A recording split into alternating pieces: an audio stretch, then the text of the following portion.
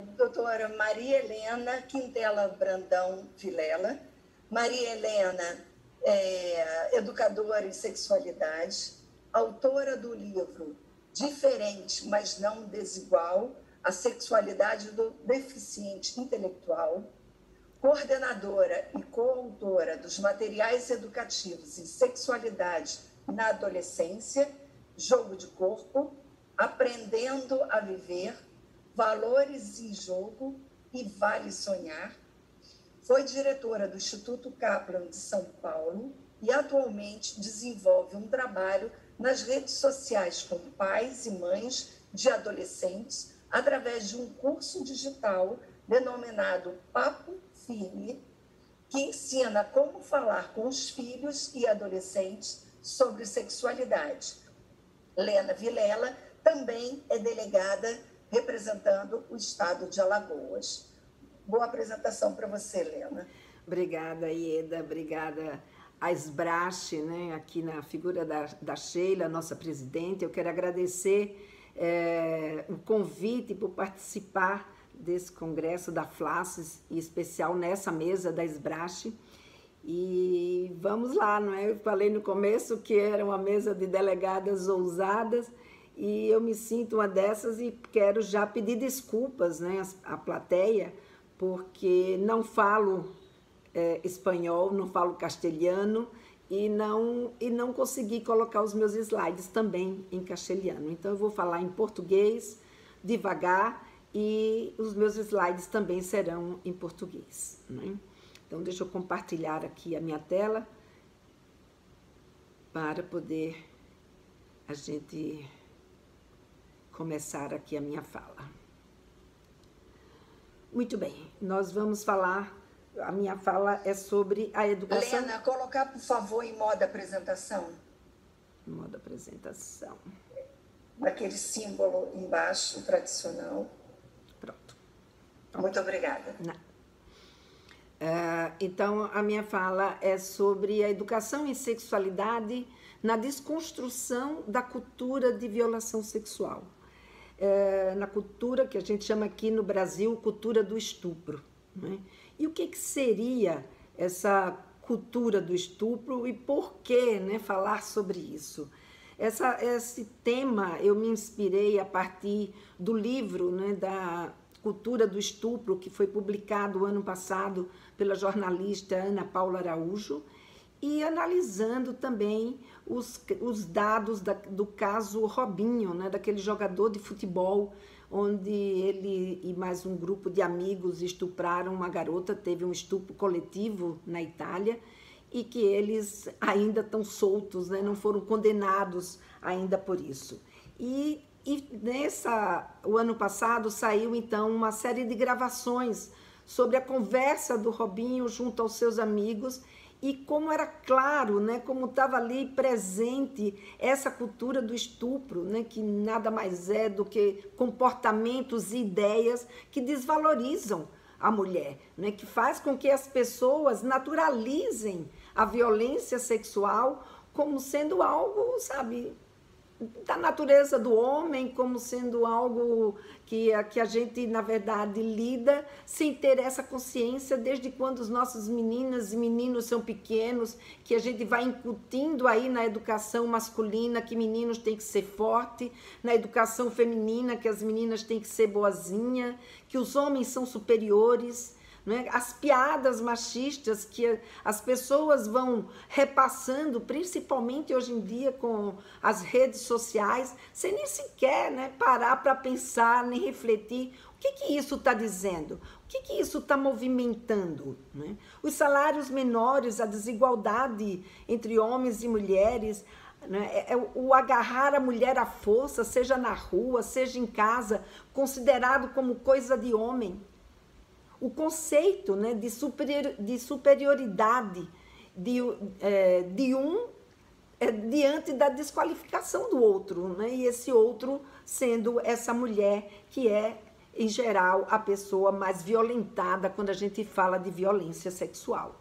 A gente vai ver aí os dados brasileiros sobre o estupro, E a gente vai ver nessa última edição do Anuário Brasileiro de Segurança Pública, que foi publicado em 2020, que aconteceram, né, foram registrados 66.041 casos de violência sexual, sendo que desses, 18 aproximadamente eram de homens e mais de 81% eram de mulheres. E uma coisa que me chamou a atenção é que dessas mulheres, 53,8% elas tinham até 13 anos de idade, sendo que a grande maioria ela se encontrava exatamente na faixa etária entre os 10 e os 13 anos de idade, ou seja, exatamente no período da puberdade, o que nos leva a ter aí um olhar, não é? Que exatamente como a gente diz aqui no Nordeste do Brasil, é quando a menina começa a botar corpo de mulher.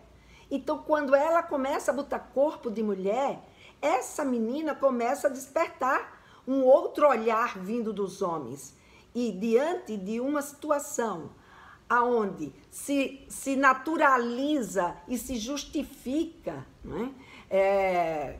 Como é que diz? Esse comportamento dos homens, muitas vezes a gente levou esse olhar, né? Ou seja, essa visão sobre o estupro e sobre a violência sexual de uma forma como se fosse um evento raro, quando ele não é raro, né? A culpa do estupro, ou seja, a justificativa do estupro, teve muitas vezes colocado no nosso olhar do dia a dia como sendo algo que era praticado só por pessoas que sofrem de alguma doença mental, né, como a pedofilia, que é capaz de praticar um ato como esse, ou então um grande azar que aquela garota deu por ter encontrado na rua um desconhecido, sabe, que lhe estuprou. Não, né? A violência sexual, ela não é esse evento raro. A gente precisa mudar esse nosso olhar. Quando a gente educa todos os nossos dias as nossas meninas e os nossos meninos dizendo, olha, não deem bola, não deem trela, não deem conversa para uma pessoa estranha.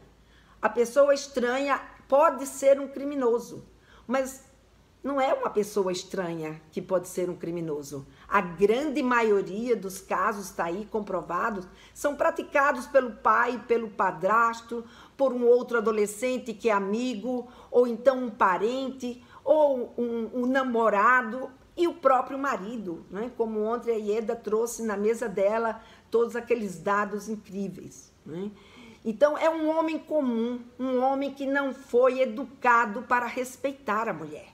Então, é essa reflexão que eu quero trazer aqui para a gente perceber que muitas vezes a gente olha para esse criminoso como sendo alguém muito distante, quando esse criminoso está ali no nosso dia a dia, partindo de princípios e partindo de conceitos, né, que são, pela ignorância sobre a sexualidade, são conceitos equivocados daquilo que ela,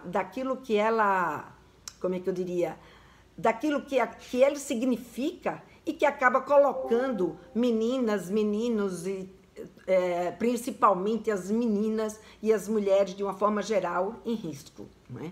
Então, no livro da Ana Paula, ela reforça, né, e coloca alguns mitos que são utilizados para justificar esse crime. Então, os homens são superiores, então há necessidade de provar o seu poder. Os homens são fortes e as mulheres são boazinhas, então nessa necessidade, né, de provar a sua dominação. Os homens são possuídos por um desejo sexual incontrolável, coisa, né, que nós todos somos sexólogos, sabemos muito bem que isso não tem a menor razão. O estupro, homens se sentem com direito sobre o corpo da mulher. O estupro coletivo, que foi uma coisa que me chamou a atenção no livro dela, é tratado em muitos ambientes, principalmente nesses ambientes onde tem a questão aí do tráfego, como um rito de iniciação sexual.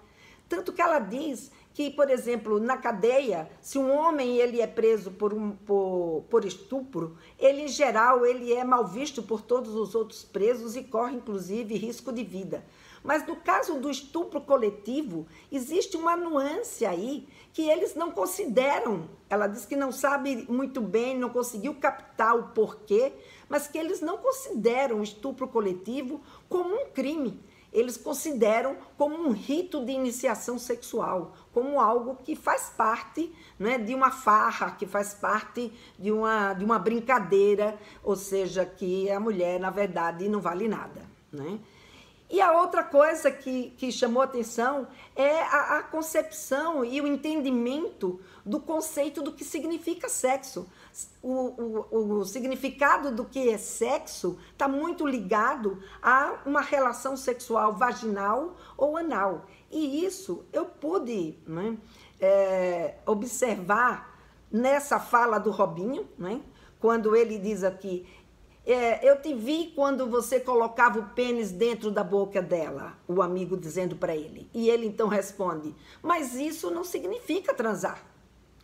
Então veja, quando eu falo a questão que a ignorância em sexualidade constrói conceitos equivocados, eu pude ver isso de perto, né? Quando eu estava no Instituto Kaplan e a gente tem um serviço do SOSEX, e a gente fez uma pesquisa com 700 adolescentes. Desses 700 adolescentes, 71 disseram que eles já tinham tido relações sexuais. Mas o que chamou a atenção é dos quase 30% que disseram que nunca tiveram uma relação sexual.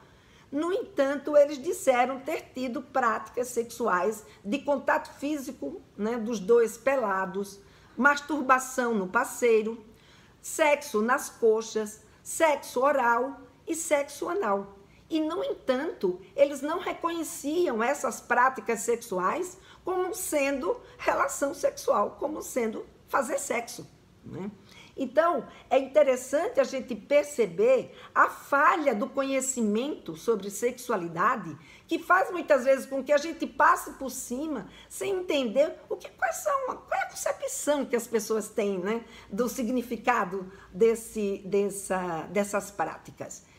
Há outros mitos que ela traz, é o mito de culpabilização da mulher. Ela provocou, ela estava de saia curta, ela não devia estar na rua naquela hora, ela não devia sair sozinha, ela devia estar bêbada, não é? E que é uma das falas também que o Robinho traz no telefone, não é? Que ele diz, estou rindo porque não estou nem aí. A mulher estava completamente bêbada, nem sabe o que aconteceu. Ou seja, ele justifica o ato dele agindo com essa mulher como se ela fosse um objeto que não tivesse direitos, por uma concepção de que o fato dessa mulher ser mulher dar a ele esse direito de fazer o uso que ele quiser e bem entender do corpo dela. O outro diz, o amigo, vi o fulano e os outros caras que pegam ela e eram 5 em cima dela. E eu me pergunto, e ele não fez nada para evitar isso? Ou seja, 5 pessoas agredindo uma garota e ele não faz nada. E se fosse 5 pessoas agredindo a esse homem, ele não entraria para apartar? Então, uma mulher desacordada, sendo penetrada, né, estimulada sexualmente por vários homens, não é violência? É o quê? É cultura dos filmes pornô, que eles olham e acreditam que sexo é sempre bom? Porque é essa concepção que eles podem estar introjetando diante da conceituação passada pelos filmes pornô. Então é necessário que a gente fale sobre pornografia. Precisamos, aí com a fala tão maravilhosa que a Cris trouxe, é importante que a gente bote o olho na pornografia. Não adianta fechar os olhos para ela, dizer não quero que meus filhos assistam pornografia e está tudo resolvido. Porque não é isso que vai acontecer. E é isso que eu tenho trabalhado com as minhas mães, né, quase todos os dias nas redes sociais que eu tenho o contato com elas. O outro é o mito da não vulnerabilidade. As pessoas culpabilizam essa mulher, principalmente as outras mulheres, porque elas acreditam que culpando a outra, ou seja, ela não se cuidou e eu me cuido, eu não corro risco, eu não estou vulnerável. Quem está vulnerável é ela que não se cuidou. E com isso a gente tentar se defender de coisas, né, de uma situação que não se defende desse jeito. Não é culpando a outra, porque não é culpa dela. A culpa é de quem agride e nunca da vítima. Portanto, a gente precisa refletir sobre esses posicionamentos educacionais que nós temos no nosso dia a dia, sem que a gente tome consciência de que esse tipo de situação está acontecendo. E aí nós temos duas frentes dentro desse nosso trabalho de educação. Uma frente que é de evitar a formação desse agressor. Lena. Ok. Obrigada. Obrigada. Uma frente que é a de evitar a formação desse agredor. Como diz a Chimamanda, não fazer coisa, não ensinar para os nossos meninos e nossas meninas que eles devem fazer coisas porque são homens ou mulheres, mas sim porque são pessoas que têm valores. E a outra coisa é, todos têm valor, ponto final. Vamos ensinar o respeito.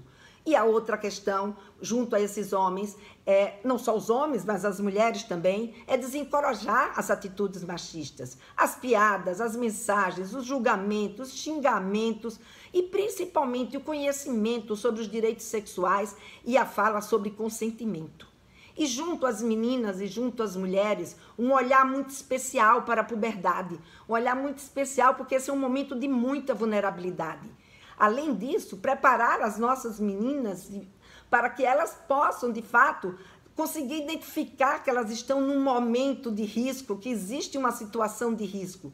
E não, né, que eu tenho trabalhado todos os dias com as minhas mães, não adianta vocês não falarem sobre sexualidade e não querer tirar a inocência.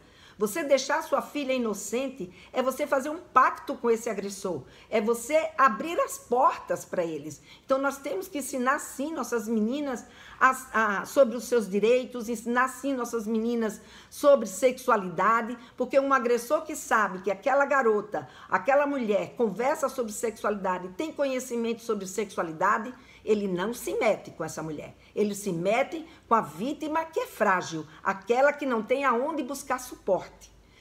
A preparação para conviver com esse mundo real, porque eu acho que as nossas meninas têm sim que saber dos seus direitos, ela pode sim vestir uma saia curta, ela pode sim colocar um vestido decotado, andar na rua escura, porém ela precisa saber que ela está correndo risco.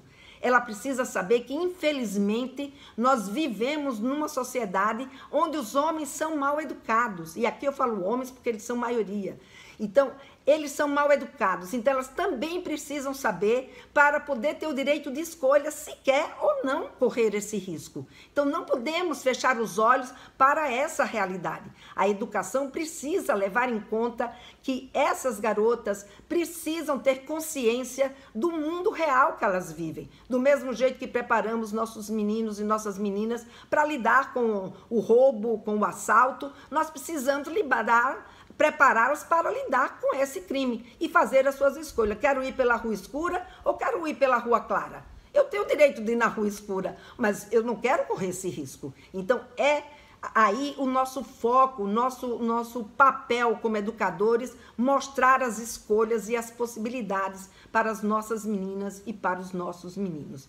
E fechando aqui, a minha conclusão é de que se a educação em sexualidade é a experiência de socialização vivida pelas pessoas que lhe permite posicionar-se na esfera social da sexualidade, e a violência sexual é atravessada pela desigualdade de gênero e pelo despreparo sobre a sexualidade, pertence à educação em sexualidade essa missão e essa responsabilidade da gente mudar essa realidade. Eu espero ainda viver para ver mulheres caminhando sem terem medo de serem estupradas e de serem violentadas. Obrigada pela atenção de todos.